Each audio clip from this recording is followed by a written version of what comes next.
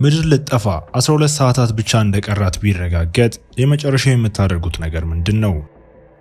አንድ አስትሮይድ ወደ ምድር ከባቢ አየር እየወደቀ ባለበት ወቅት በርካታ ሰዎች ለሚወዷቸው ወዳጆቻቸው ደውለው የመሰናበቻ ንግግርም ያደርጋሉ። ከፍቅረኛው ዞዊ ጋር ፍቅር ሰርቶ ከጨረሰ በኋላ ጄምስ ወደ ከተማው ተመልሶ በመንገድ ላይ የሚመጣውን ጥፋት በተመለከተ የተለያዩ ምላሾችን የሚሰጡ የሬዲዮ ጣቢያዎችን እያዳመጠ አስትሮይዱ ሰሜን አትላንቲክ ውቅያኖስን የመታ ሲሆን የሚያመነጨው የእሳት አውሎ ንፋስ በ12 ሰዓታት ውስጥም ወደ አውስትራሊያም ይደርሳል። አንዳንድ ሰዎች የመጨረሻ ሰዓታቸውን ለመቋቋም መጽሐፍ ቅዱስን ሲያነቡ፣ ሌሎች ደግሞ በራሳቸው ፍላጎት ሕይወታቸውን ለማጥፋትም እየመረጡ ሲሆን በመንገድ ላይም ሰዎች በመጨረሻዎቹ ጊዜያት ስሜታቸውን ስለሚከተሉ ትርምስ በከተማውም ነግሷል። ጄምስ ቀደም ሲል ከዞይ ጋር ያደረገውን ውይይትም ሲያስታውስ ዞይ ጥፋቱ እስኪመጣ ድረስ በባህር ዳርቻ ቤቷ እንዲቆይ ጠይቀው የነበረ ቢሆንም ጄምስ ግን ለመሄድና ፍርሃቱንና ህመሙን ለመርሳት ራሱን በአልኮል ለመደስኮር መርጦ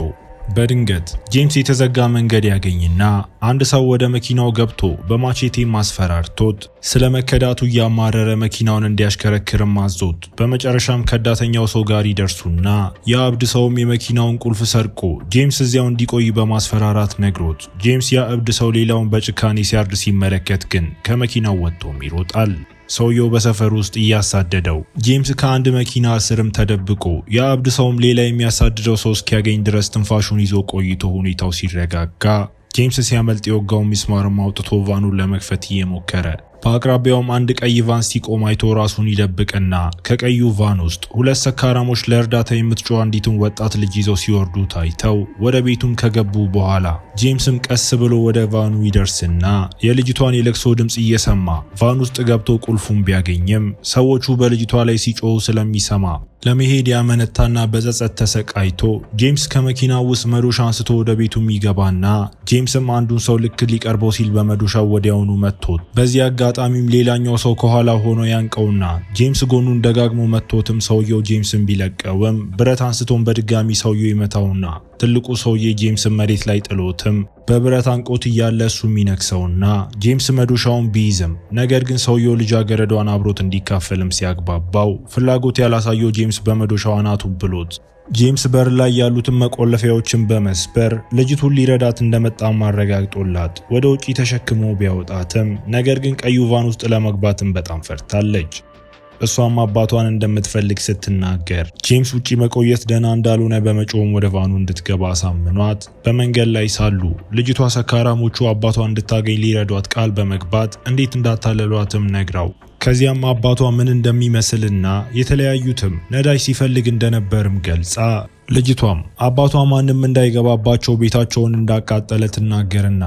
ቤተሰቧ ወደሚጠብቃቸው አክስቷ ቤት መሄድም ነበረባቸው። ቫኑ ነዳጅ ሊጨርስ መቃረቡን አይቶ ጄምስ ከልጅቱ ጋር ምን ማድረግ እንዳለበት ያስብና ከ2 ሰዓት በኋላ ጄምስ ሬዲዮ ሲያዳምጥ ይህም መካከለኛው አሜሪካ፣ ሜክሲኮና ካናዳ ቀድሞውንም ማለቃቸውን ይዘግባል። የአባቷን መኪና አግኝተውትም ልጅቷ አባቷን እየጠራችም የመኪናውን ክላክስ ብትነካም ጄምስ አባቷ በአቅራቢያው እንደሌለ ሲያሳምናት ስለዚህ ከአባቷ ጋር ለመገናኘት ወደ አክስቷ ቤት እንዲሄዱም ጠቁማ ጄምስ የአክስቷ ቤት በጣም ሩቅ ስለሆነም እምቢ ብሎ ወደ እህቱ ቤት እንዲወስዳት ሲጠይቃት ልጅቱ ጥፋቱ በሚመጣበት ጊዜ ከአባቷ ጋር መሆን እንዳለባትም አጥብቃ ትናገርና ስለዚህ ጄምስ ብቻውን ወደ ቫኑ ገብቶ መኪናውን ሲያስነሳ ልጅቱን ከእሱ ጋር ከመሄድ ውጪ ምንም ምርጫ ስላልነበራት ገብታ በመጨረሻም ልጅቷ ራሷን ሮዝ በማለትም ታስተዋውቃለች። ወደ እህቱ ቤት ቢደርሱም ግን ማንም በሩን አይከፍትም። ጄምስ ከኋላ በር ገብቶ የገና ጌጣጌጦችን የቤተሰብ አልበሞችንና የአልኮል ጠርሙሶችን አይቶ ከላይ ውሃ ሲፈስ ሲሰማና ሮዝ የሚያየውን ነገር እንዳትመለከትም ገንዳ ውስጥ እንድትዋኝ ነግሯት ወደ መታጠቢያ ቤት ሲደርስ እህቱና ባለቤቷ ገላ መታጠቢያ ውስጥ ሞተው ያገኛቸዋል። ለመቋቋም አቅም አጥቶ ጄምስ የአልኮል መጠጥ ማከማቻውን ከፍቶ የሚጠጣና ከዚያም በረንዳው ላይ ሆኖ ሮዝ ስትዋኝ ተመልክቶ የእህቱ ልጆችም አዲስ መቃብሮችም በመጫወቻ ስፍራው እንደነበሩ የሚመለከትና የእህቱን መኪና ለመውሰድ ወደ ጋራዡ ቢጣደፍም ነገር ግን ሮዝ ሳይሄድ በፊት አግኝታው ምርጫ ስላጣም እንድትገባ ይፈቅድላታል። ሮዝም ወዴት እንደሚሄዱ ስትጠይቀው ወደ ትልቅ ድግስ እንደሚያመራ ሲገልጽላት ሮዝ በድግሱ ላይ ያለ አንድ ሰው ወደ አክስቷ ቤት ሊወስዳት እንደሚችልም ትጠቁማለች። ቀደም ሲል የባህር ዳርቻው ቤት ውስጥ ጄምስ ለመሄድ ሲዘጋጅ ዞዊ ማልቀስ ጀምራ ለጄምስ እንዳረገዘችለትም ገልጻለት የነበረ ሲሆን የዓለም መጨረሻ በመሆኑም ጄምስ ተረብሾ ዞዊ አሁንም ስለ ልጃቸው እድል ስታስብ ጄምስ አሁን ምንም ለውጥ እንደሌለው በመናገር ተቆጥቷት ጄምስ ጥፋቱ በሚመጣበት ጊዜ ምንም ነገር እንዲሰማው እንደማይፈልግም አጥብቆ ተናግሮ ነበር። በመንገድ ላይ ሳሉ ሮዝ የጄምስ ደም የሚፈሰውን ክንዱን አስተውላ ቁስሉን ለመጠቅለልም ካልሲዎቿን ሰጥታው እሱም ቁስሉን ሲጠቀልል ሮዝ በአንድ ወቅት በትምህርት ቤቷ ውስጥ ያለ አንድ ጉልበተኛ እንዲሞት ስለጸለየች ወደ ሲኦል እሄዳለሁ ብላ እንደምታምን ምክንያቱም ብዙም ሳይቆይ ጉልበተኛው የሉኪሚያ በሽታ ይዞት እንደሞተ ስትገልጽ ጄምስ መጥፎ ነገሮች ዝም ብለው ስለሚከሰቱ የሷ ጥፋት እንዳልሆነም ያረጋግጥላታል። በድንገት የፖሊስ መኪና የሚነዳ ቤተሰብ ከኋላቸው ባለው ቤተ መጻሕፍት ፊት ለፊት ሲቆም ጄምስ ሮዝን እንዲወስዱለት በማሰብ ወላጆቹን ለመጠየቅ ወደ ውስጥ ቢወስዳትም ነገር ግን እናትየው ባሏ ሽጉጥ ይዞ በድንጋጤ ውስጥ ሆኖ ሳለ እንዲወጡ አጥብቃ ትናገርና ወላጆቹ ሊያደርጉት ያለውን ነገር በመገንዘብ ጄምስ ሮዝን ጎትቶ ሲያርቃት ባልየው ጄምስን አስቆሞትም ልጆቹ ሲሰቃዩ ማየት እንደማይችል አስረድቶት ከዚያም ልጆቹን ሊገል እንደማይችልም በመግለጽ ጄምስ እሱ እንዲያደርግለት በመጠየቅ ልጆቹ ህመም ሳይሰማቸው እንደሚሞቱ ቢያረጋግጥለትም ጄምስ ግን እምቢ ሲል ባልየው ሊያደርገው ላለው ነገር እንዲተባበረው በድጋሚ ቢለምነውም ጄምስ ቤተሰቡን ለዕጣ ፈንታቸው ትቶ ከሮዝ ጋርም ይሄዳሉ። ብዙም ሳይቆይ ድግሱ ወደሚካሄድበት ቦታ ይደርሱና ሮዝ በጭንቀት እጁንም ይዘው ወደ ውስጥም ሲገቡ ብዙ ሰዎች በመጠጥ በዳንስና በደስታም ይናወጣሉ። ሌሎች የራሺያ ሩሌት ሲጫወቱ ሌላው ሰውም እያጨበጨበ ያለ ትዕይንቶቹ ሮዝን ሲያስፈራሯት ጄምስም ይጋርዳትና በመጨረሻም ጄምስ ድግሱን ከሚያዘጋጀው ጓደኛው ፍሬዲ ጋር ተገናኝቶ ጄምስ የፍሬዲ እህት የሆነችውን ሌላኛዋ ፍቅረኛውን ቪኪን ይፈልጋትና ነገር ግን ፍሬዲ ስለጨረሱት ነገር ሲያሾፍበትም ሄዶ ሁለቱ ወደ ውስጥ ገብተው እዚያም ሮዝ ወሲባዊ እንቅስቃሴዎችን ስትመለከት ጄምስም እሷን በቺፕስ ሳህን በማዘናጋት ቪኪን መፈለጉን ቀጥሎ በድንገት አንዲት ሴት ሮዝ ልጄ ናት ስትል ስትናገርም አይቶ ጄምስም ከሴትዮዋም ይከላከላታል። በመጨረሻ ጄምስ ቪኪን ያገኛትና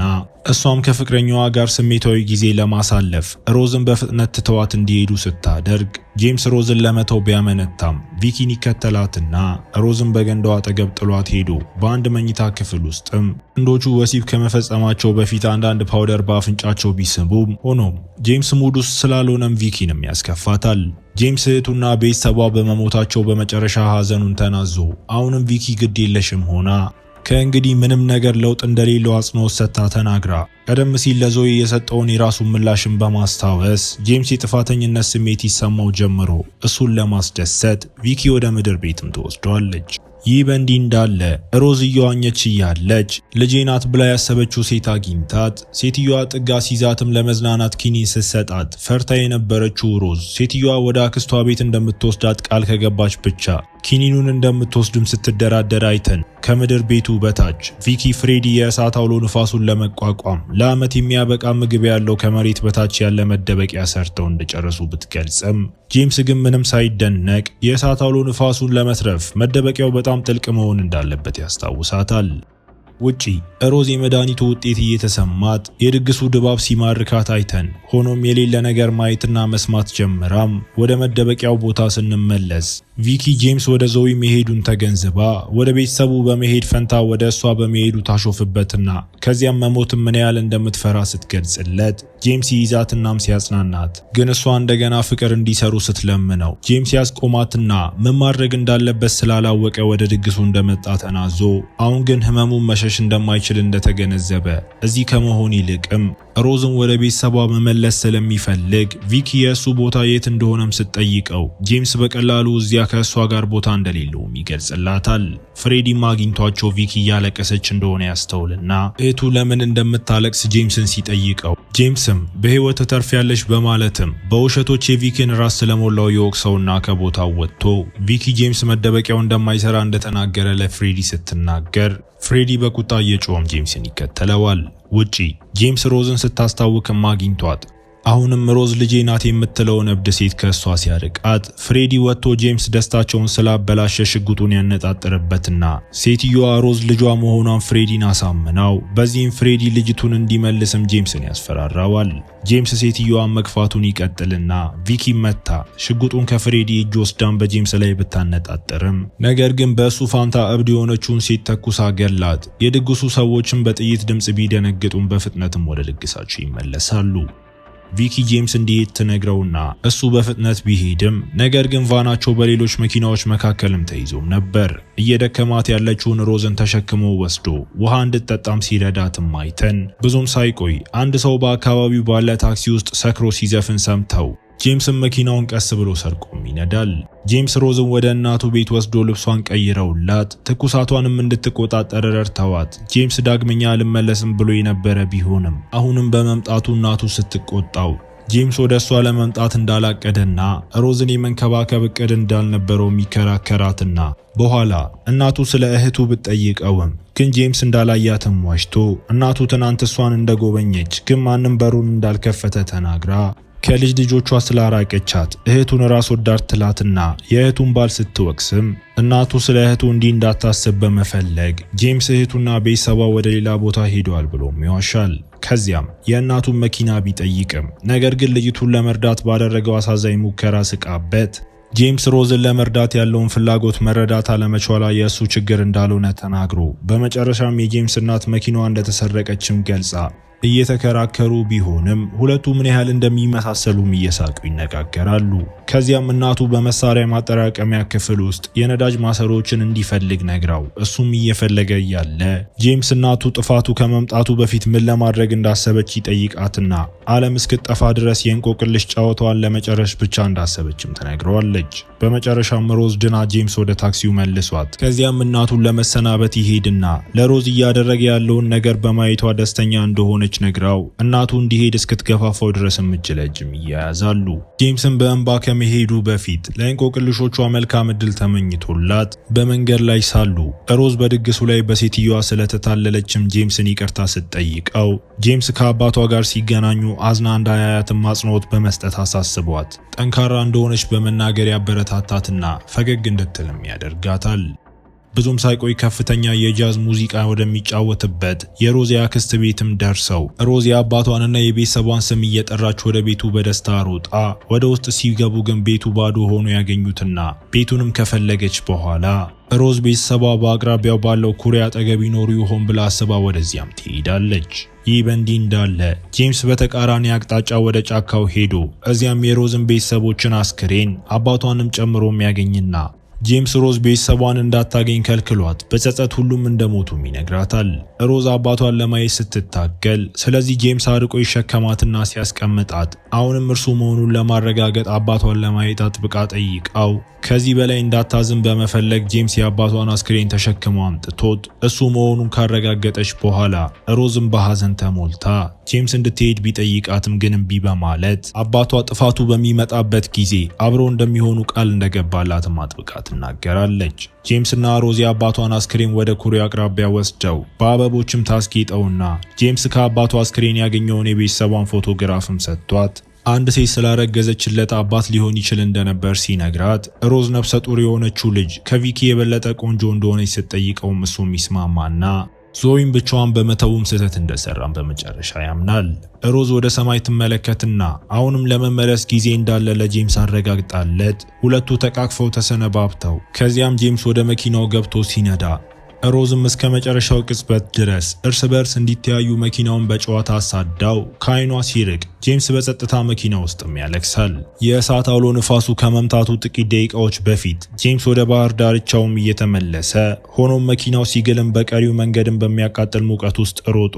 እዚያ ሲደርስም የዞይን ቤት ባዶ ሆኖ ያገኘውና ጄምስ ወደ ባህር ዳርቻው ሮጦ ዞይን በመጨረሻም ያገኛት ሲሆን እሷም እየቀረበ ያለውን የእሳት አውሎ ንፋስም እየተመለከተች ነበር። ጄምስ ከዞዊ ጋር ቢገናኝም ግን እሷ ብቻዋን ስለተዋት በንዴትም ገፍታው ይቅር እንድትለው የሚለምናትና ለእሷ ያለውን ፍቅርም ተናዞ ዞዊም እቅፉን ተቀብላ እሷም እንደምትወደው ነግራው በስሜት ውስጥም እርስ በእርሳቸው ይሳሳሙና ፍሙ ሲደርስባቸውም ይጠቃቀፋሉ። መላው የባህር ዳርቻ ቀይ ሆኖም አይኖቻቸውን በአውሎ ንፋሱ ላይ አድርገው ዞይ በእሳቱ ነበልባል ከመዋጣቸው በፊት አውሎ ንፋሱ ውብ እንደሆነ ስትናገርም እያሳየን